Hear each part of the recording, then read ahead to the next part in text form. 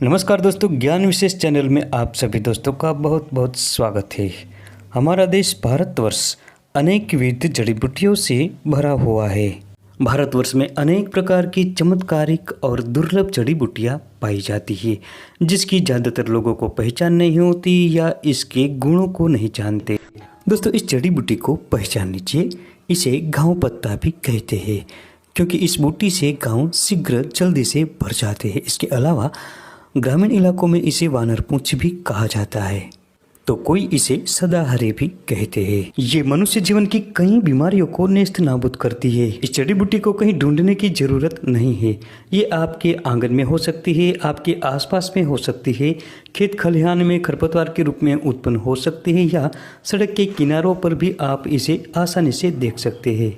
यह शरीर में होने वाली सूजन, दर्द, घाव और कटे जले पर एक रामबाण औषधि है। संस्कृत विद्वानों ने इसे संधानकरणी और व्रणरोपा कहा है, क्योंकि ये व्रण को जल्दी से भर देती है और कटे हुए त्वचा के स्थान पर इसे लगाने से ये शीघ्र जोड़ देती है। आम भाषा में इसे कुल्हड़ कट्टा भी कहा जाता है। हिंदी में इसे सदाहरी, परदेसी लांगली और देसी संजीवनी बूटी कहते हैं। कहीं कहीं इसे पत्थर फोड़, पत्थर चूर और पाषाण भेद भी कहते हैं। इसके पत्रों में जीवाणुरोधी गुण पाए जाते हैं। दोस्तों, इसके पुष्पों में कैंसर रोधी गुण पाए जाते हैं। दोस्तों, इस जड़ी बूटी को भृंगराज के स्थान पर भी उपयोग में लिया जाता है। दोस्तों, ये पौधा लगभग सारे भारतवर्ष में पाया जाता है। देखिए, इस प्रकार के इसके पत्र होते हैं और बहुत सुंदर हल्के पीले रंग के पुष्प होते हैं। दोस्तों, ये अद्भुत जड़ी बूटी सदाबहार है। यह वर्ष भर हरी रहती है और बहुवर्षायु है। कोई इसे पीला भृंगराज भी कहते हैं।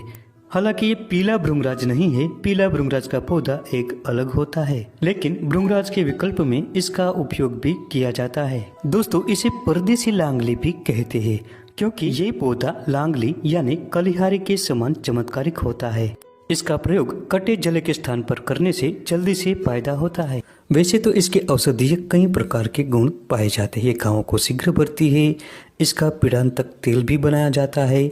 दर्द, चोट और मोच में इसका तेल लगाया जाता है और ये जल्दी से दूर भी होता है। लेकिन बहुत कम लोग जानते हैं कि ये जड़ी बूटी प्लेटलेट्स को बढ़ाती है।